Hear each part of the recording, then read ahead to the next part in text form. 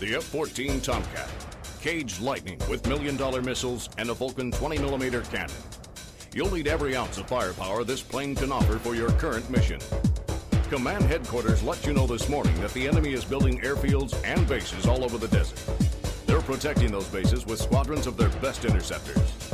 Your job is to take out those bases.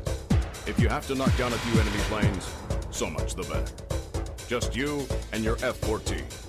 With a good pilot, it's holy terror. With you, it should be unstoppable.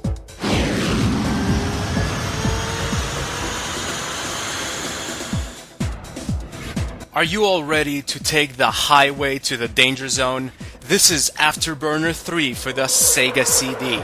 Now, don't expect this game to take your breath away. There's definitely some fun parts, but it is a bit clunky. You see, you're basically operating this jet. A and B fires weapons, and then C turns on your afterburner and makes you go super fast. You have two different camera options, the cockpit option and this third-person view, and both of these have their strengths and weaknesses. For example, I noticed that it's a lot easier to maneuver when you're in third person because you see your plane clearly. But it's a little harder to shoot the enemies because your plane is in the way of your shots. In first person, it's a little easier to shoot the enemies, but it's kind of harder to evade.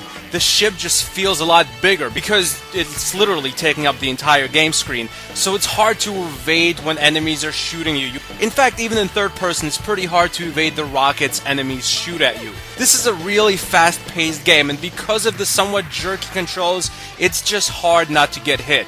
The game gives you a good deal of lives, so you'll keep playing for a while, but you will get shot down in almost every level. The game is just in such turbo mode that it's almost impossible to evade all the missiles going at you, even if you have the reflexes of like a mongoose. I found the best strategy to evade the enemy projectiles is just to go into madman mode.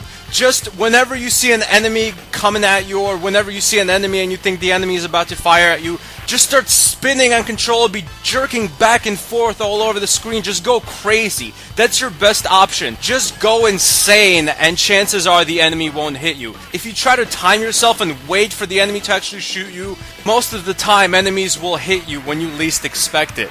The game doesn't control too well, but for a Sega CD game it looks good, and the music is just fantastic. Some of the best music on the Sega CD. I've actually noticed a pattern with Sega CD games. Not a lot of them are very good, but even the mediocre Sega CD games have great music.